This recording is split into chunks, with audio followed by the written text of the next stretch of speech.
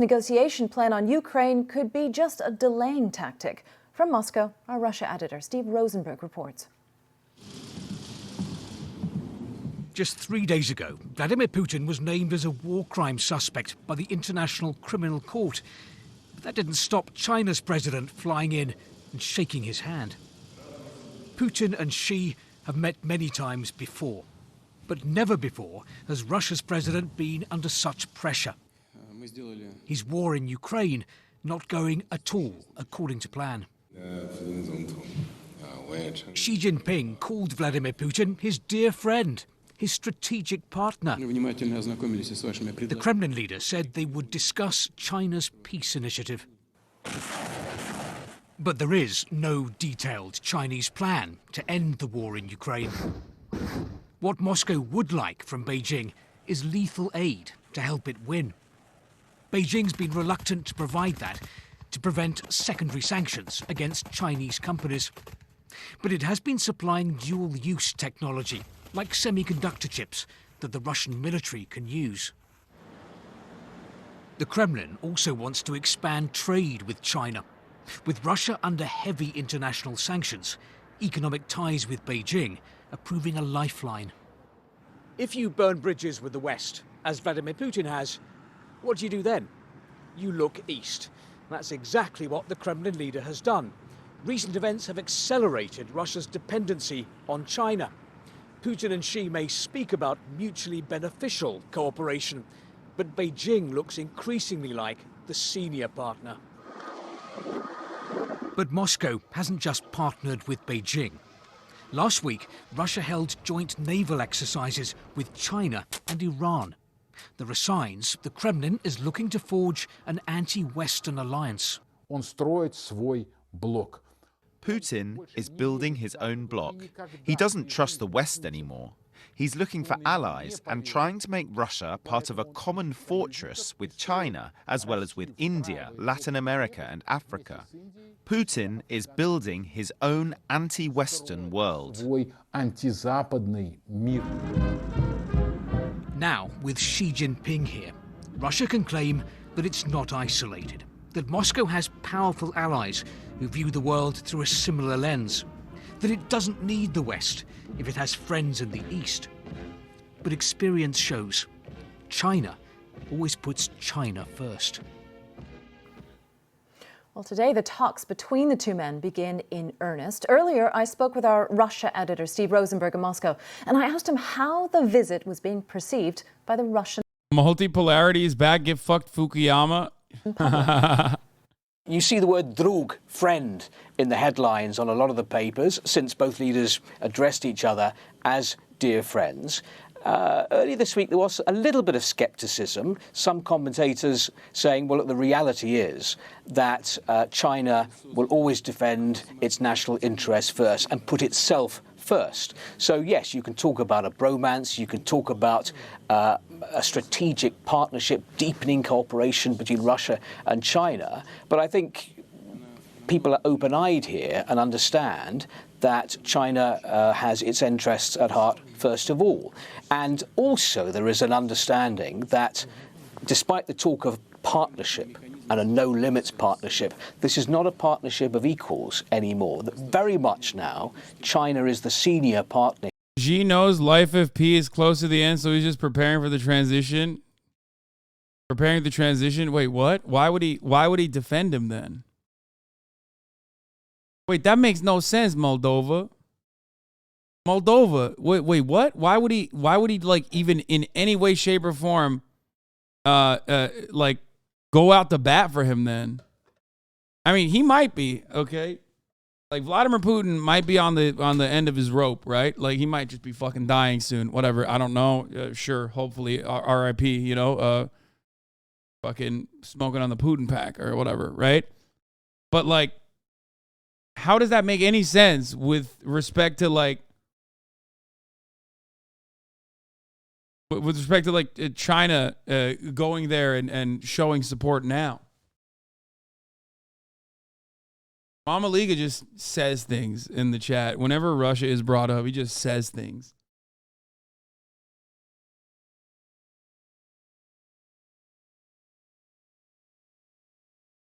here, that Russia is very dependent on China for diplomatic support, political support, and for economic support too. Russia needs Chinese markets since, Russia is under heavy international sanctions right now. Well, for the view from China, let's go live to Beijing now and speak to our correspondent, Stephen McDonnell. Stephen, take me through the logic of this. Xi Jinping has problems of his own. He's under huge pressure to improve the economy. But China's trade with Russia is relatively small. So how is he improving matters by building up his relationship with Vladimir Putin?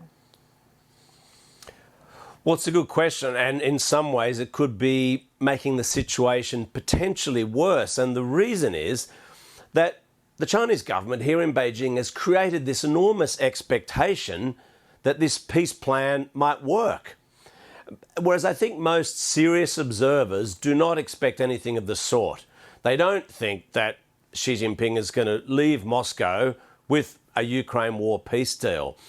And in fact, some would say that it's not even designed to do that. The Chinese government has actually been accused of using this as a bit of a smokescreen to enable the Chinese government to keep trading with Moscow, to keep supporting the Russian government mid-invasion in a way that's palatable.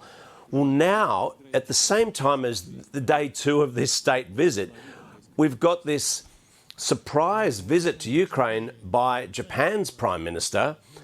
And if Xi Jinping leaves Moscow with nothing, comparisons are going to be made. I mean, people are going to be looking at those two leaders, where they chose to go to, what their priorities are.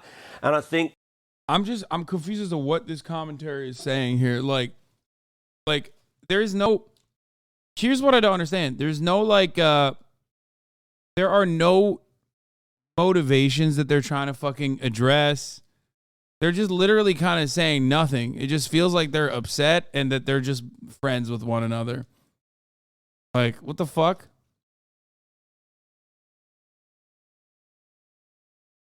Fuck it, I'm saying it. Xi's hairline is fantastic considering he's old.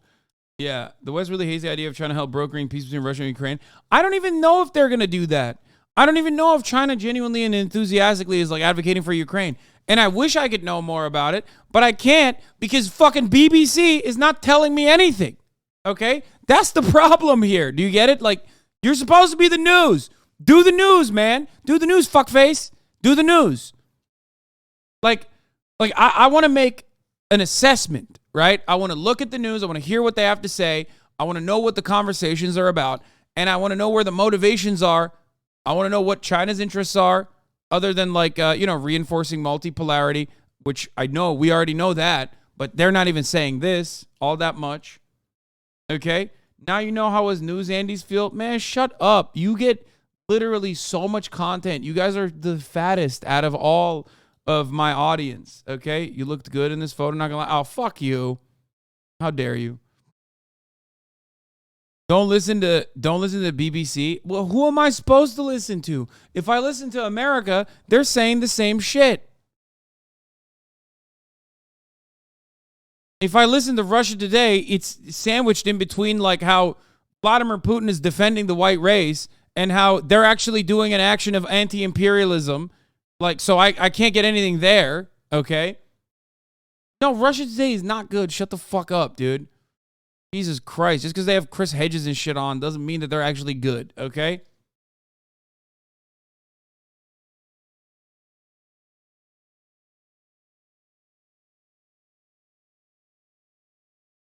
You know Gucci and Balenciaga are owned by the exact same company, right? Okay. And? Wait, hold up. Let him cook. What's he going to say? I want to know. I want to know what else he's going to say. What does that mean? He's like, I just wanted to let you know. Actually, there's nothing else behind that statement. Just wanted to let you know.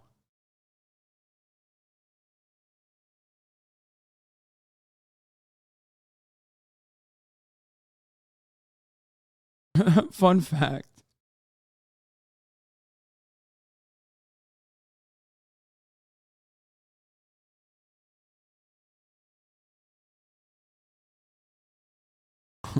Guys, wait till you find out who pays my paychecks, dude. That doesn't bother you? No. I don't give a fuck.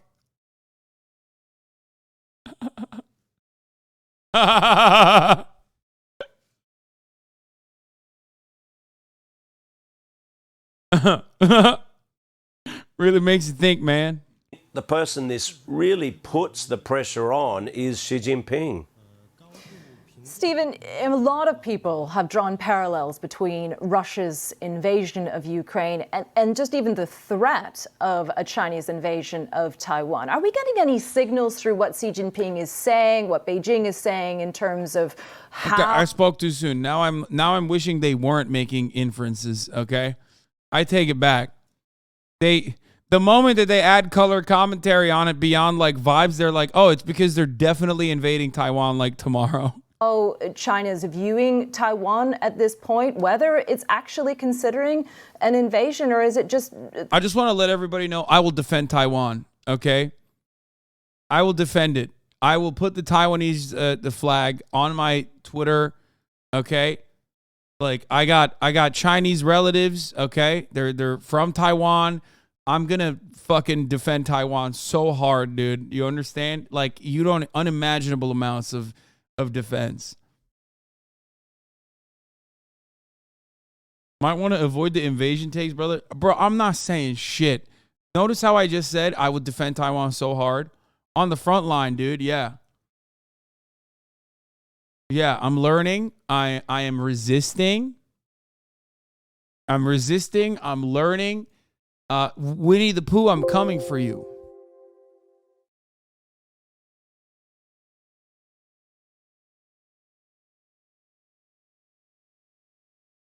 Throwing those ideas out of the water?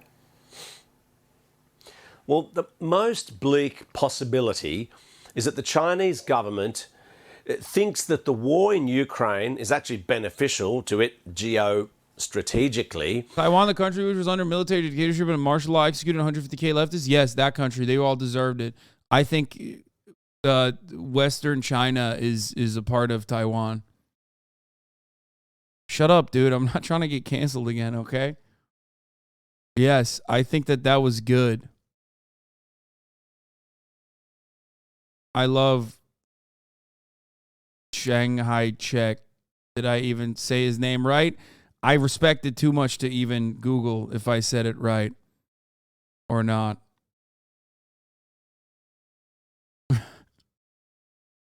Yeah.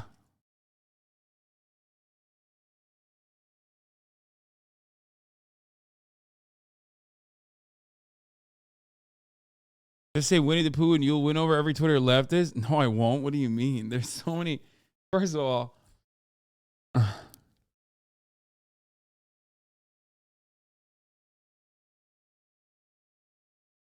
there goes the China trip. Dude, I don't fucking let me go to China. Ooh. Let me go to China. You don't even understand, dude, the things I will do. Holy shit. And that's because Russia is doing its dirty work at the moment. It's really taking it up to the West. It's eating up NATO resources at a time when, as you say, China's considering the possibility that it may at some point want to use force to take the island of Taiwan. And so, like I say, there is a pretty dark scenario which would suggest that the Chinese government doesn't quite mind the war in Ukraine in that it puts all this pressure on the West. The flip side of that, though, is that the West has hung together more tightly than many would have expected. The war hasn't been going well for Russia, considering how long it's gone. And it might make some of the generals in Beijing think twice about what it might. Why'd they got an Australian guy to fucking do China commentary on the BBC?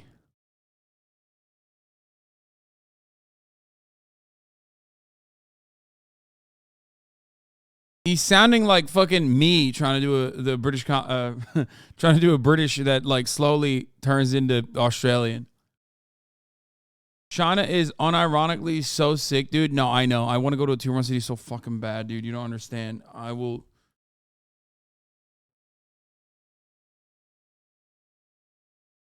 That haircut is disqualifying. Straight up.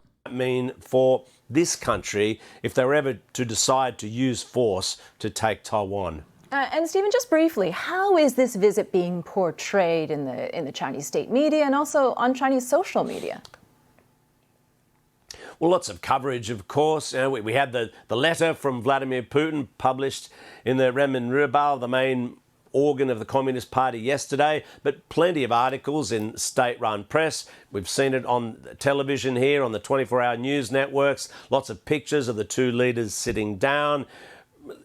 Just like in Russia, all this talk of friendship, the two countries coming together. You know, if it wasn't for the war in Ukraine, people would think this is quite a normal visit. I mean, these two countries, they're neighbours. Sure, of course, they want to have good trading relations, and it wouldn't seem that strange. But the fact that both the leaders have been speaking about the war, about peace, that's what's put talk of this potential peace deal front and centre for this state visit by Xi Jinping.